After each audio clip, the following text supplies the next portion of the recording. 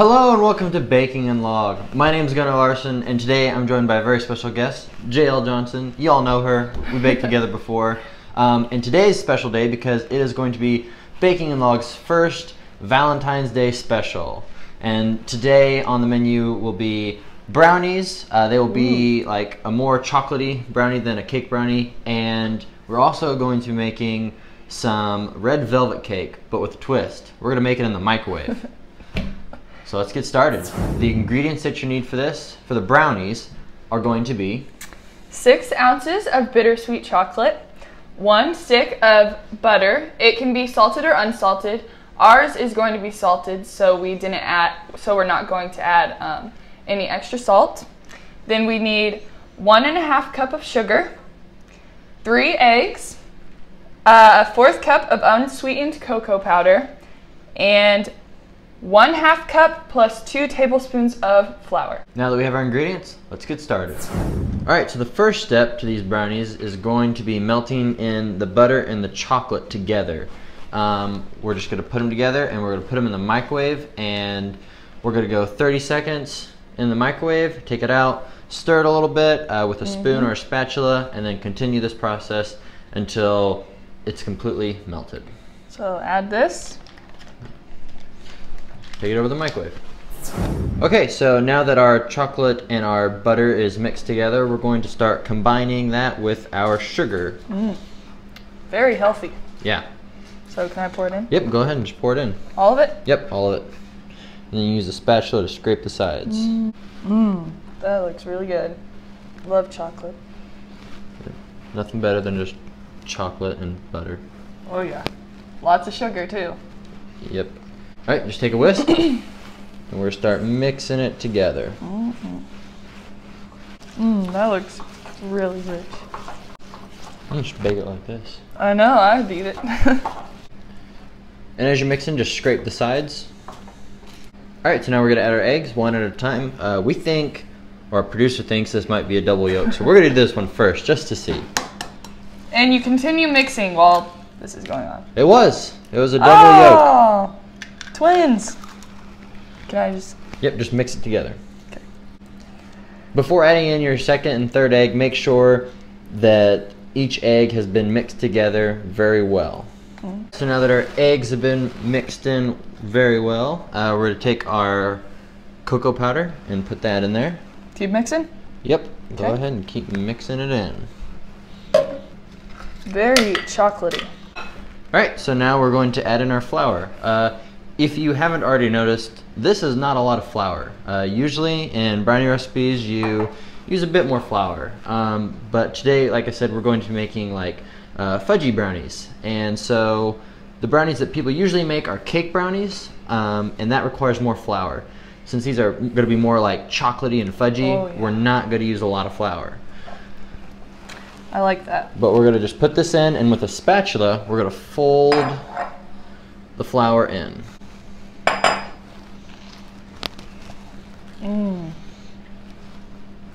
So since it's Valentine's Day, are we going to do something special like with cutting out the brownies or anything? With the brownies, we're going to use a heart-shaped cookie cutter, and we're going to sprinkle powdered sugar on it.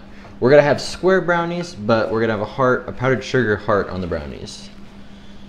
So now that our brownie batter has been completely created and mixed together, we're going to pour it into this pan that's lined with parchment paper. Make sure it is parchment paper and not wax paper, because we are putting it in the oven, and wax paper and heat do not go together well.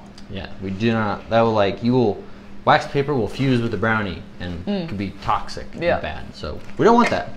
But I have just lined this with parchment paper, and we're going to pour in the batter.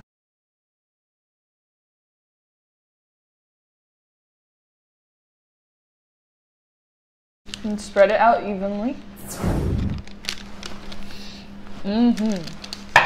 Smells good. I bet it'll taste good here in about 40 minutes after it's been baked at 350 degrees. So remember, 350 degrees, 40 minutes. Parchment paper. Parchment paper, not wax. And we'll see you in a bit. All right, so our brownies have come out of the oven. It's really important to note that the pan is really hot, and if you touch it, you may lose some feeling in your fingers. Just maybe. I don't know. Theoretically, I don't know from personal experience or whatever. It's not like I just did this or anything. Yeah. But anyway, don't touch it. It's hot. Let it cool for a little bit. Yes, use oven mitts. Don't just like reach in the oven and grab it and just like ah. But tough guy. Yeah, it's like oh, feel the burn, love the burn. But anyways, let it cool, and now we're just gonna pop it out. I've got that. I'll move this with these. I'm just gonna set it down, and there we go. Look how easy that was. So I have here in my hands this dangerous weapon. It is a electric knife, and we're going to use this to cut our brownies into fourths. Hey. Okay, so now that our brownies have been cut into fourths, we're going to take a heart cookie cutter, place it on there. Don't push it down, just place it. And we're going to take some powdered sugar, and we're just going to put it in the middle of the heart.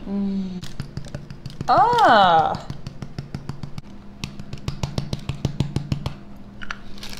Boom. Nice. All right, there are brownies finished and decorated, and yes, these are quite giant, but it is Valentine's Day, and you can share these with your Valentine. But don't feel pressured. You can eat the whole thing. Yes, you can eat the whole thing. There we are. Our brownies are done. Now we're going to make our cupped cakes. Woo! So the next thing that we're going to be making is the red velvet cupped cakes. Play on words there. Yes. They will be, and we call them cupped cakes because they will be put into these cups. Got red and white for Valentine's Day. Don't mind the flowers. Just pretend the flowers are hearts. The colors are what matters. But anyways, we're going to be making some microwavable red velvet cakes. So let's get started. The ingredients that you're going to need are going to be, this is my baking toolbox from my grandmother. I love it. Yes. So let's just find our tablespoon measurement. So like I said, 3 tablespoons of vegetable oil. I'm gonna mix this up while he's adding other ingredients. Yeah. So I'm going to go ahead and add the egg in there as well. And 3 tablespoons of buttermilk. 2 teaspoons of pure vanilla extract. And continue mixing. 1/4 cup of granulated sugar. 2 heaps of love, according to this, or I guess 2 tablespoons. Fitting for the occasion. Yeah. And this is unsweetened cocoa powder. I don't know if I already mentioned that or not. I don't think I did. There we go. Yeah. 1/4 cup of self-righteous flour. I mean self-rising flour, sorry. A pinch of patience, or just a pinch of kosher salt. Which when I think of patience, I don't think of salt. I think of like someone like getting salty, like if they're like complete opposite. Yeah. And now we're going to add in 1/4 teaspoon of white vinegar, and we do this with red velvet cakes. You usually don't add this for most cakes, but with red velvet you do, because the white vinegar really helps the red food coloring to like pop, and it like makes it an actual like red color instead of just like a darker brown or a lighter brown. And the last thing we're going to add here is a spoonful of laughter, or 1 teaspoon of red food coloring. Okay, so our producer, I'm going to do it gently. But I am going to mention that our producer, aka Mom, just poured some in here and was like, I didn't measure this, so don't just pour it in. And she measured out the exact amount that we needed. That is how good she is. That's some skill right there, Mom. That's some red. That's what you see. Like, that's the red that you see after a Game of Thrones wedding. Only Game of Thrones people understand that, because there's a lot of murder at those weddings. So, everyone else doesn't understand that, but you know who you are. You know, it also correlates because it's a Valentine's Day edition. Well, that too. But well, Valentine's Day also goes with like weddings and stuff. Yeah. You wouldn't want to have a Game of Thrones wedding. You'd probably die. Oh, poop! Spoiler alert, if you haven't caught up with Game of Thrones, you've just decided to watch it, ignore everything I just said. Weddings are great. No one dies or nothing happens. Yes. It's all love and red. Food coloring. Yeah, so let's just get back to the baking. Ignore that if you haven't seen Game of Thrones yet. Sorry, people. Oh. Alright, so now we're going to pour this batter into our mugs here. Quick tip, make sure that these are able to be microwaved. You do not want unmicrowavable mugs be put in the microwave because they might explode. Yeah, no wax paper. Yes, no wax paper for this either. But just make sure that they can be microwaved. You test if they're able to be microwaved by filling it partially like halfway full with water, putting it in for 30 seconds, and then if the water is hotter than the cup, then you know you're good. But if the cup is hotter than the water, then it's bad. Oh. Yeah. I didn't know that. Fun fact for the day. Yeah. So now we're just going to pour in half of our batter into one of the mugs, and we're going to do the same with the other half. Hope this works. Ready? Set, go. Smooth. Oh gosh. It's alright, we're good. Okay.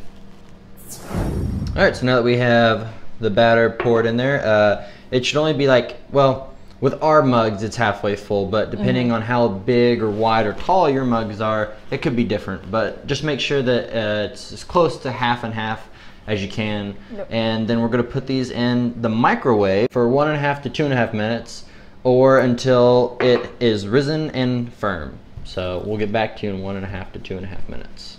Before you put them in the microwave, remember, one at a time.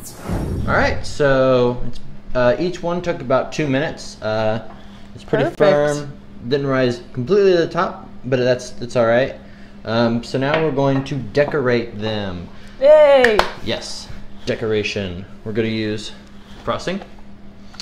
Traditionally, you'd use cream cheese frosting, but someone, not gonna say who, me, forgot to put on the grocery list this morning cream cheese frosting. So we're going to be using just rich and creamy frosting. Just take some, lob it on there.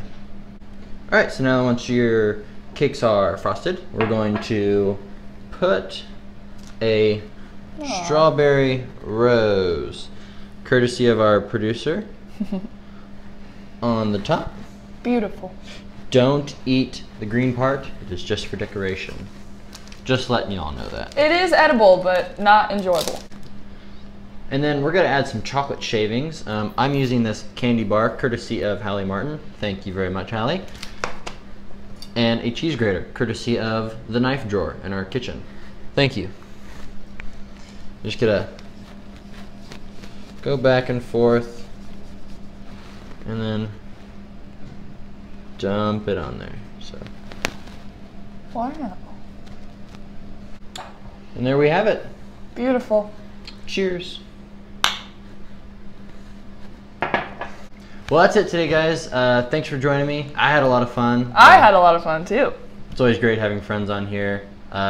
Baking is my passion and I love it, but it's even better when I've got great people that come on and friends that come on and just always with me. So that's nice. But that was it. That was L.O.G's very first Valentine's Day special. Super excited that we got to make some great desserts. These are very easy to make. And these especially, the cupcakes, are easy to make and very quick. So if you forgot Valentine's Day, this is good. Yep, that'll save you. That will save you. So, like I said, thank you for joining me today, guys. Had a lot of fun. These are really easy to make. I'm pretty sure they would taste pretty well. It is still wrestling season, so I will not be eating these, but I'm sure Jael might have a couple, and my producer might have a brownie or two. But thank you. I'll see you next week. Don't forget to leave a like down below if you enjoyed this video. See you next week. Woo. Bye. Hey guys, so if you enjoyed this video, please click here to subscribe, and if you'd like to check out other videos, you can look right here. I'm pointing like there's something there, but there's nothing here right now. Hopefully I edited this correctly and you see something.